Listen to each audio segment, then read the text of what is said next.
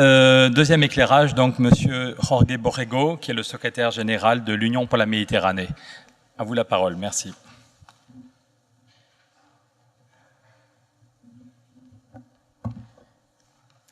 Bonjour à tous.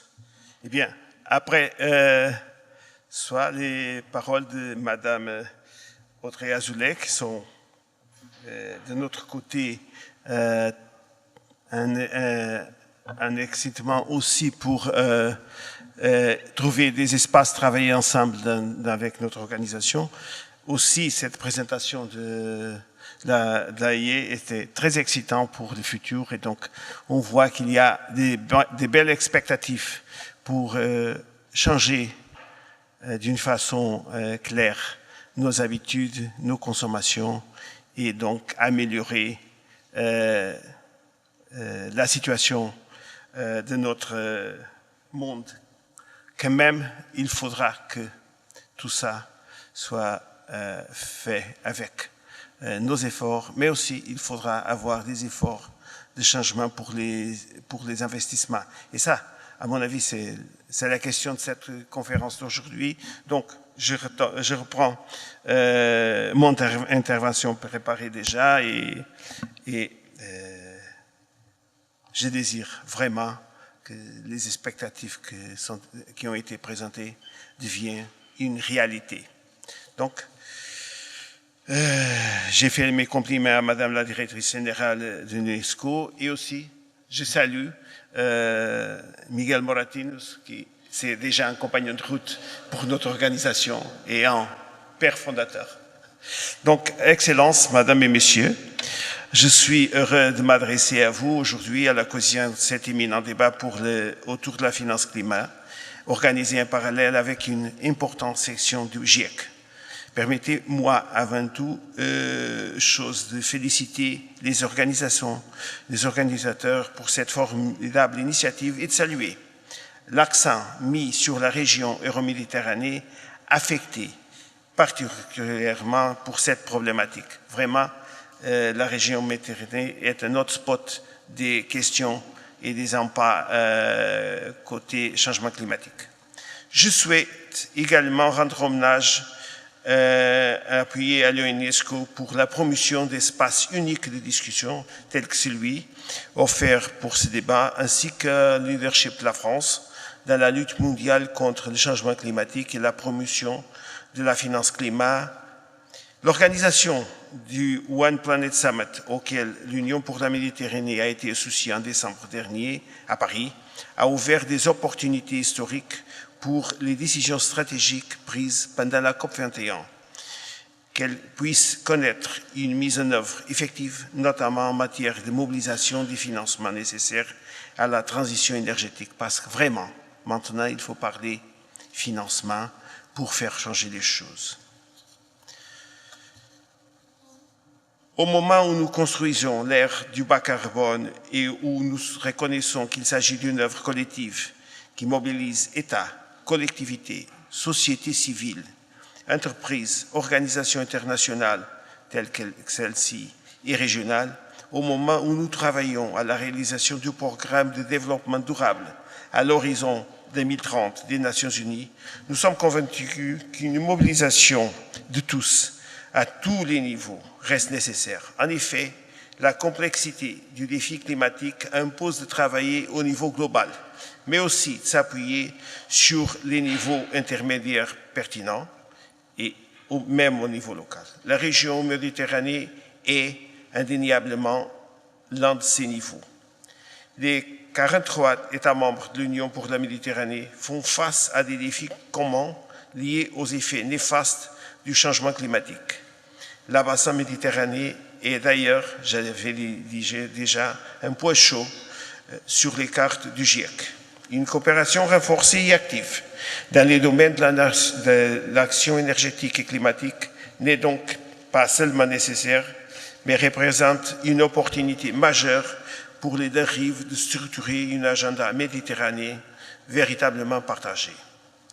Ce qui nous réunit aujourd'hui entre dans le cadre, et je voudrais vous dire avec force et conviction l'Union pour la Méditerranée, sous l'impulsion de sa coprésidence, donc l'Union européenne et la Jordanie, et avec l'implication active de ses États membres, se tiendra à vos côtés pour agir dans ce sens. L'ensemble des activités actuelles et en perspective de l'Union pour la Méditerranée démontrent résultats encourageants et contribuent concrètement à ces efforts, faisant de l'OPM un intervenant actif en faveur de cette transition vers un développement plus durable en la Méditerranée, qui est aussi une contribution pour la stabilité dans la région. À travers la déclaration ministérielle d'Athènes sur l'environnement et le changement climatique adoptée en 2014, mais également avec la feuille de route stratégique adoptée en janvier 2017, les ministres des États membres de l'UPM ont reconnu que c'est un moment d'action et de mobilisation pour la transition énergétique et pour le financement qui demeure le nerf de la guerre. À cet égard, en coopération avec les institutions financières internationales et les bailleurs des fonds actifs dans la région Euroméditerranée, l'Union pour la Méditerranée a promu la réalisation d'une étude sur l'état des lieux des financements climatiques dans le sud et dans l'est région, financée pour l'Union européenne et présentée lors de la COP23 à Bonn. Les résultats de cette première étude ont montré que, bien que les flux financiers soient actuellement disponibles dans la région,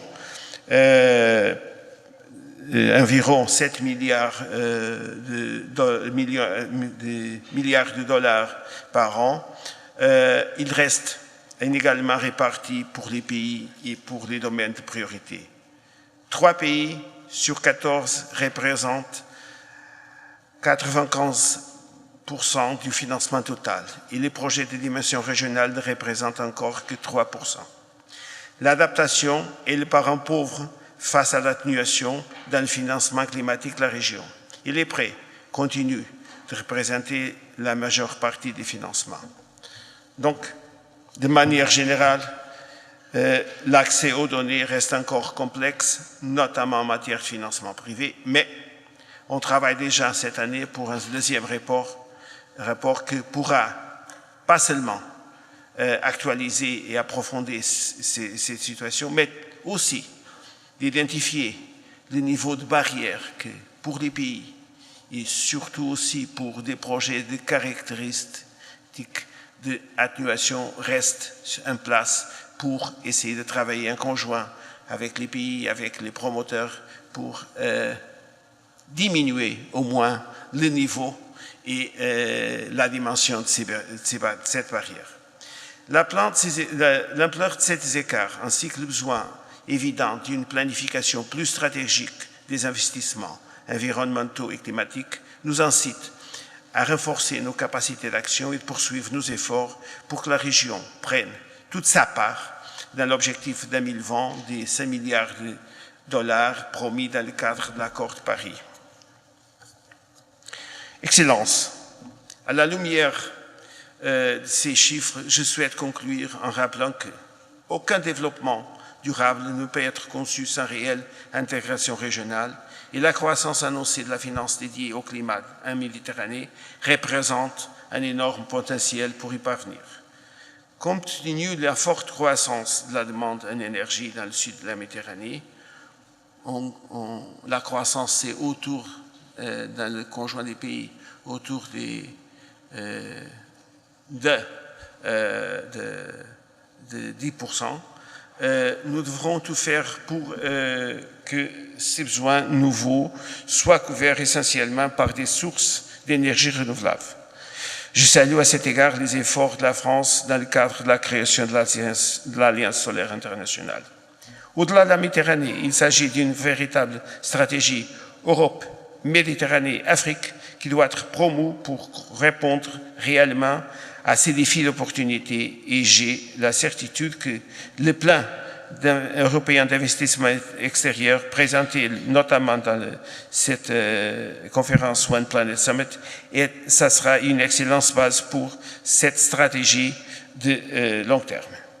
Notre conviction aujourd'hui est simple et forte.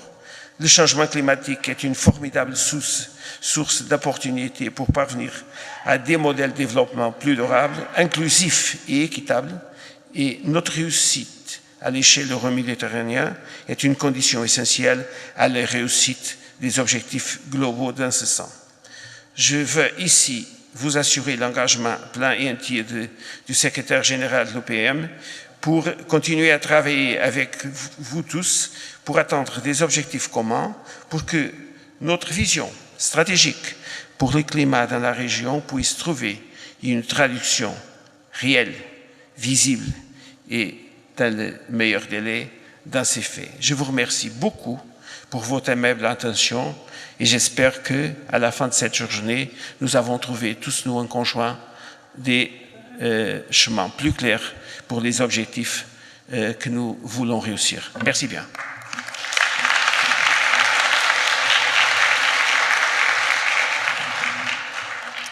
Merci, Monsieur Borrego, pour cet exposé très clair. On n'imaginait pas de commencer les tables rondes sans élargir le champ. Je crois qu'il y a 2 continents de part et d'autre de la Méditerranée, séparés seulement par 17 km. C'est 2 continents, mais un seul avenir. Et dans le pacte que nous voulons pour l'Europe, il y a évidemment une dimension d'action avec les pays de la Méditerranée et les pays d'Afrique qui est très importante.